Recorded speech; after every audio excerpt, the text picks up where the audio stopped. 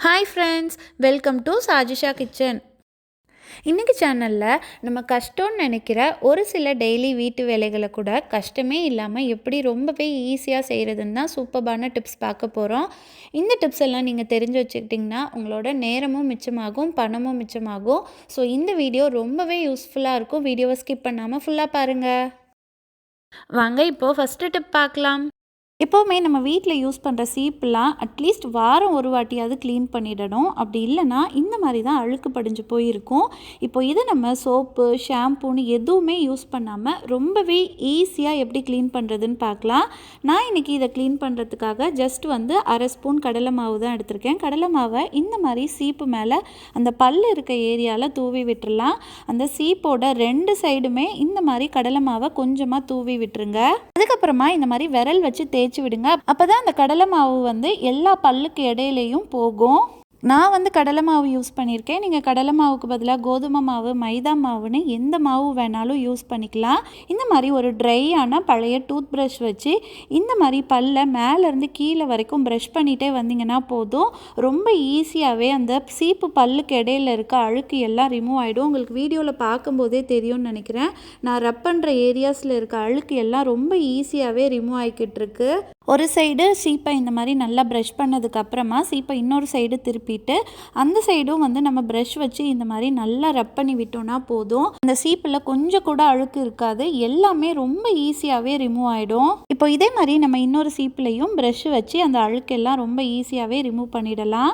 சீப்பில் இருக்க அழுக்கு ரிமூவ் ஆகுறது உங்களுக்கு தெரியணுங்கிறதுக்காக தான் நான் இன்றைக்கி அடியில் ஒரு ஒயிட் பேப்பர் வச்சுருக்கேன். நீங்கள் நார்மலாகவே சீப்பு க்ளீன் பண்ணும்போது எப்போவுமே அடியில் ஒரு பேப்பர் வச்சுக்கோங்க. அதுக்கப்புறமா இந்த மாதிரி நீங்கள் சீப்பை க்ளீன் பண்ணிங்கன்னா அந்த சீப்பில் இருந்து விழுகிற டஸ்ட்டு எல்லாமே அந்த பேப்பர்லேயே விழுந்துடும். ஸோ அதுக்கப்புறமா உங்களுக்கு அந்த இடத்த க்ளீன் பண்ணுற வேலை இருக்காது. டக்குன்னு அந்த பேப்பரை கசக்கி குப்பையில் போட்டுடலாம். பாருங்கள், கொஞ்சம் கூட தண்ணி யூஸ் பண்ணாமல், சோப்பு, ஷாம்பூன்னு எதுவுமே யூஸ் பண்ணாமல் நம்மளோட சீப்பு இப்போ பளிச்சுன்னு க்ளீன் ஆயிடுச்சு. இப்போ நம்ம அந்த பேப்பரை கசக்கி குப்பையில் போட்டுடலாம். இப்போ நம்மளோட சீப்பில் லைட்டாக ஏதாவது மாவு ஒட்டிகிட்டு இருந்துச்சுன்னா அதை ரிமூவ் பண்ணுறதுக்காக சும்மா ஒரு வாட்டி தண்ணியில் அலசிட்டு வந்தாவே போதும். நம்மளோட சீப்பு பாருங்கள் எந்த அளவுக்கு பளிச்சுன்னு இருக்குன்னு உங்களுக்கு பார்க்கும்போதே தெரியும்னு நினைக்கிறேன். நீங்களும் இதை ட்ரை பண்ணி பாருங்கள். இப்போ செகண்ட் டிப் பார்க்கலாம். எப்போவுமே பூரிக்கு உருளைக்கிழங்கு மசால் செஞ்சால் தான் அதோட காம்பினேஷன் ரொம்பவே நல்லாயிருக்கும். பட் இன்ஸ்டண்ட்டாக நம்ம இப்போது உருளைக்கிழங்கே யூஸ் பண்ணாமல் எப்படி அதே டேஸ்ட்டில் உருளைக்கிழங்கு மசால் செய்கிறதுன்னு பார்க்கலாம். ஒரு பேனில் 2 ஸ்பூன் எண்ணெய் ஊற்றிக்கோங்க. அது கூடவே 1 ஸ்பூன் கடுகும் 1 ஸ்பூன் கடலைப்பருப்பும் ஆட் பண்ணிக்கோங்க. கடுகும் கடலைப்பருப்பும் பொரிஞ்சதுக்கப்புறமா 1 ஸ்பூன் இஞ்சி பூண்டு பேஸ்ட் ஆட் பண்ணிவிட்டு அதை நல்லா இந்த மாதிரி எண்ணெயிலே வதக்குனிங்கன்னா போதும்.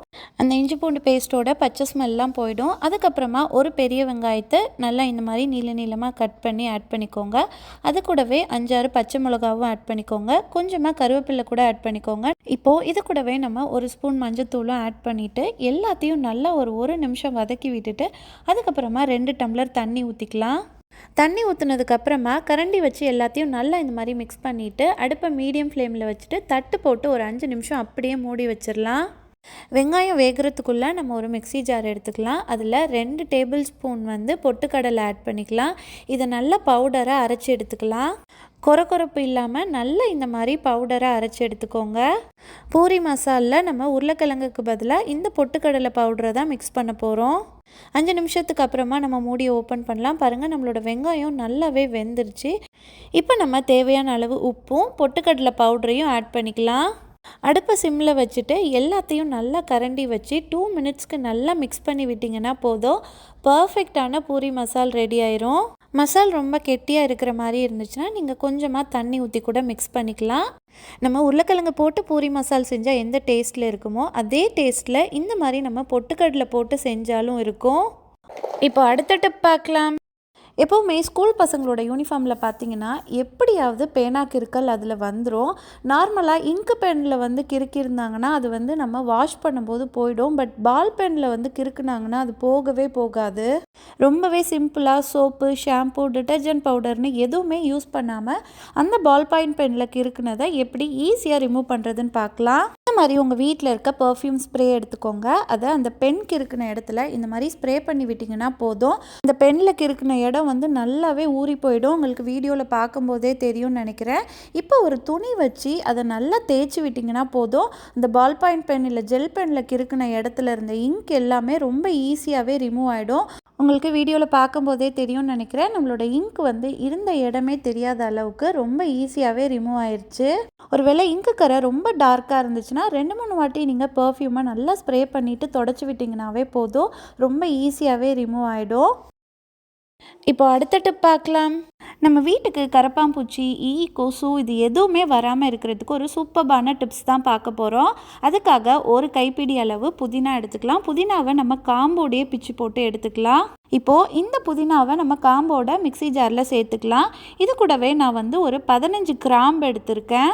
இந்த புதினா கிராம்பு இந்த ரெண்டோட ஸ்மெல்லுமே கரப்பாம்பூச்சி, கொசுக்கு சுத்தமாக பிடிக்கவே பிடிக்காது. ஸோ அதனால தான் நம்ம இந்த 2 பொருள் எடுத்திருக்கோம். இப்போது இது கூடவே 1/2 டம்ளர் தண்ணி ஊற்றிட்டு இந்த புதினாவையும் கிராம்பையும் நல்லா பேஸ்ட் மாதிரி நைஸாக அரைச்சி எடுத்துக்கலாம். இப்போது சக்கை எதுவும் இல்லாமல் ஒரு வடிகட்டி வச்சு நம்ம இதை தனியாக வடித்து எடுத்துக்கலாம். நம்ம ஏற்கனவே 1/2 டம்ளர் தண்ணி ஊற்றிட்டோம். இப்போ இன்னொரு 1/2 டம்ளர் அந்த ஜாரில் ஊற்றி அதையும் நம்ம நல்லா அலசி இந்த மாதிரி வடிகட்டி எடுத்துக்கலாம். இப்போது ஒரு ஸ்பூன் வச்சு நல்லா இந்த மாதிரி அமுத்தி விடுங்க. அப்போ தான் அந்த சக்கையில் இருக்க ஜூஸ் எல்லாமே கிண்ணத்தில் கிடைக்கும். இப்போது இந்த புதினா கிராம்பு தண்ணியை நம்ம ஒரு ஸ்ப்ரே பாட்டிலில் ஊற்றி வச்சுக்கலாம். இந்த புதினா கிராம்பு ஜூஸை நம்ம 4 நாள் வரைக்கும் ஃப்ரிட்ஜில் ஃப்ரெஷ்ஷாக ஸ்டோர் பண்ணி யூஸ் பண்ணலாம். அதோட எஃபெக்ட் வந்து அப்படியே இருக்கும். இந்த ஸ்ப்ரேயை நீங்கள் உங்கள் வீட்டில் இருக்க கதவு ஓரம், ஜன்னல் ஓரம், kitchen sink, kitchen counter top, kitchen ஷெல்ஃப்னு எங்கெல்லாம் கரப்பாம்பூச்சி வருமோ அங்கெல்லாம் ஸ்ப்ரே பண்ணி விட்டுருங்க. நம்ம பாத்ரூமில் இருக்க சிங்க்லலாம் பார்த்தீங்கன்னா குட்டி குட்டியாக ஒரு மாதிரி பறக்கும். ஸோ அப்பப்போ நம்ம அந்த இடத்துல இந்த ஸ்ப்ரே அடித்து விட்டுட்டோன்னா பாத்ரூமில் அந்த குட்டி குட்டி ஈக்கள் வராது. பூச்சிக்கெல்லாம் இந்த கிராம்போட ஸ்மெல் சுத்தமாகவே பிடிக்காது. ஸோ இதை நம்ம வீட்டில் இருக்க சோஃபா மேலே, பெட்டு மேலெல்லாம் கூட ஸ்ப்ரே பண்ணி விட்டுக்கலாம். ரொம்பவே எஃபெக்டிவாக இருக்கும். நைட்டு படுக்க வரும்போது கிச்சன் கவுண்டர் டாப், அடுப்பு மேலே, சிங்க்லெல்லாம் நம்ம ஸ்ப்ரே பண்ணி விட்டுட்டோன்னா நைட்டில் வர கரப்பாம்பூச்சியும் வராது. இந்த புதினா கிராம்பு அரைச்சதுக்கப்புறம் கிடைக்கிற சக்கையை கூட நம்ம வேஸ்ட் பண்ண வேண்டாம். ஒரு 4-5 பேப்பர் வந்து கட் பண்ணி எடுத்துக்கோங்க. இந்த மாதிரி 2ஆக மடித்து எடுத்துக்கோங்க. அப்போ தான் உங்களுக்கு கொஞ்சம் திக்காக கிடைக்கும். இது மேலே நம்ம கொஞ்சம் கொஞ்சமாக அந்த சக்கையை உருட்டி வச்சுக்கலாம். இப்போது இதை நம்ம வீட்டில் டேபிள் கடியில், சோஃபா கடியில், பெட்டு கடியில், ஃப்ரிட்ஜு கடியிலன்னு எல்லா இடத்துலையும் வச்சு விட்டுறலாம். அப்போ தான் அந்த இடத்துல கரப்பாம்பூச்சி, கொசுலாம் வராமல் இருக்கும். இந்த சக்கையோட எஃபெக்ட் பார்த்திங்கன்னா 2 நாள் வரைக்கும் இருக்கும். அதுக்கப்புறமா நீங்கள் அதை எடுத்து தூர போட்டுடலாம். இப்போது 5th டிப் பார்க்கலாம். நம்ம எல்லார் வீட்லேயுமே தேங்காய் வந்து யூஸ் பண்ணுவோம். தேங்காவை உடைக்கும் போது அந்த குடுமி பகுதியில் இருக்க நாரை வந்து இந்த மாதிரி நம்ம தனியாக பிச்சு வச்சுக்கலாம். இது கூடவே நம்ம பூண்டுலாம் வாங்கும்போது பார்த்தோன்னா இந்த மாதிரி தான் நெட் பேக்கில் போட்டு தருவாங்க. சம்டைம்ஸ் ஃப்ரூட்ஸ்லாம் கூட இந்த மாதிரி நெட் பேக்கில் போட்டு தருவாங்க. இதையும் நம்ம எடுத்து வச்சுக்கலாம். இப்போது இந்த தேங்காய் நாரை அந்த நெட் பேக்குள்ளே இந்த மாதிரி உள்ளே வச்சுக்கோங்க. அதுக்கப்புறமா ஜஸ்ட் ஒரு 2 வாட்டி இந்த மாதிரி நெட் பேக்கை சுற்றிட்டு அதுக்கப்புறமா அந்த நெட் பேக்கை இந்த மாதிரி வெளி சைடு இழுத்து விட்டுருங்க. அந்த தேங்காய் நார் வந்து உள் சைடு வந்துடும். இப்போ திரும்பவும் இன்னொரு சைடு ஒரு 2 வாட்டி சுற்றிட்டு அந்த நெட் பேக்கை இந்த மாதிரி வெளி சைடாக இழுத்து விட்டுட்டு அந்த தேங்காய் நாரை இந்த மாதிரி உள் சைடாக இழுத்துருங்க. இந்த மாதிரி நம்ம செய்கிறதுனால அந்த நெட் பேக் வந்து தேங்காய் நாரை நல்லாவே ரேப் பண்ணிடும். இப்போ பார்த்தீங்கன்னா அந்த நெட் பேக்கோட சைஸ் நல்லாவே சின்னதாயிருச்சு. இந்த ஸ்டேஜில் நம்ம அந்த நெட் பேக்கில் ஒரு முடிச்சு போட்டு விட்டோம்னா போதும். அந்த தேங்காய் நாரை சுற்றி நம்ம ரேப் பண்ணியிருக்க நெட் பேக் வந்து ரிமூவ் ஆகவே ஆகாது. உங்களுக்கு வீடியோவில் பார்க்கும்போதே தெரியும்னு நினைக்கிறேன். வேஸ்ட்டாக நம்ம குப்பையில் தூக்கி போடுற தேங்காய் நாரையும் நெட் பேக்கையும் வச்சு நம்ம பாத்திரம் கழுவுறதுக்கு ஒரு ஸ்க்ரப்பர் ரெடி பண்ணிட்டோம். நார்மலாக நம்ம ஸ்டீல் ஸ்க்ரப்பர்லாம் யூஸ் பண்ணும்போது அது பாத்திரங்களில் வந்து கீறல் வர வைக்கும். பட் இந்த மாதிரி நம்ம தேங்காய் நாரில் ரெடி பண்ணி யூஸ் பண்ணும்போது எவ்வளோ கடினமான கரையாக இருந்தாலும் ரொம்ப ஈஸியாகவே ரிமூவ் ஆகி வந்துடும். பாருங்கள், நான் டிஷ்வாஷ் லிக்விட் தொட்டு உங்களுக்கு பாத்திரத்தை வாஷ் பண்ணி காட்டுறேன். நமக்கு ரொம்ப ஈஸியாகவே பாத்திரம் வந்து க்ளீன் ஆகிட்டுருக்கு. அந்த காலத்துலலாம் பார்த்திங்கன்னா தேங்காய் நார் வச்சு தான் பாத்திரம்லாம் வாஷ் பண்ணுவாங்க. நீங்கள் தேங்காய் நாரை சும்மா கையில் வச்சு பிடிச்சி வாஷ் பண்ணும்போது அந்த நார் வந்து பிரிஞ்சிரும். ஸோ அந்த மாதிரி பிரியாமல் இருக்கிறதுக்காக தான் நம்ம நெட் பேக் வச்சு யூஸ் பண்ணுறோம்.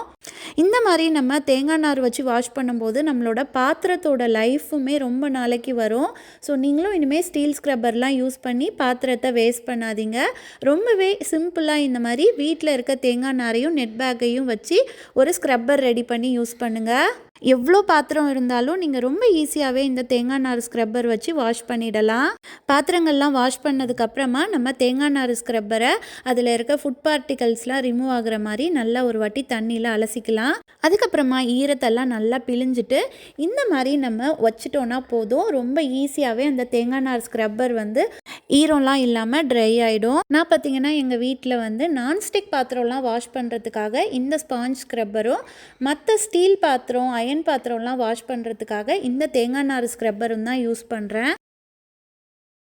நான் இன்றைக்கி சொன்ன டிப்ஸில் ஏதாவது ஒன்றாவது உங்களுக்கு ரொம்பவே யூஸ்ஃபுல்லாக இருந்திருக்கும்னு நினைக்கிறேன். இந்த வீடியோ உங்களுக்கு பிடிச்சிருந்துச்சுன்னா வீடியோ லைக் பண்ணுங்கள், உங்கள் ஃப்ரெண்ட்ஸ் அண்ட் ஃபேமிலி மெம்பர்ஸ்க்கும் ஷேர் பண்ணுங்கள். மறக்காமல் நம்ம சேனல் சஜிஷா கிச்சனை சப்ஸ்கிரைப் பண்ணிவிடுங்க. அப்போ தான் நான் போடுற புது வீடியோஸோட நோட்டிஃபிகேஷன் உடனே உங்களுக்கு வரும். இதே மாதிரி நிறைய kitchen tips, home tips and reuse ideas videos நம்மளோட சேனலில் இருக்குது. அதோட லிங்க் நான் உங்களுக்கு டிஸ்கிரிப்ஷனில் தரேன். உங்களுக்கு டைம் இருந்துச்சுன்னா அதையும் பார்த்து என்ஜாய் பண்ணுங்கள். இன்னும் வேறு என்னெல்லாம் டிப்ஸ் வேணுங்கிறதையும் எனக்கு கமெண்ட்ஸில் சொல்லுங்கள். நான் நெக்ஸ்ட் வீடியோவில் அப்லோட் பண்ணுறேன். இவ்வளோ நேரம் பொறுமையாக வீடியோ ஃபுல்லாக பார்த்ததுக்கு தேங்க்யூ ஃப்ரெண்ட்ஸ். அடுத்து ஒரு சூப்பர்பான வீடியோவில் மீட் பண்ணலாம். டாட்டா.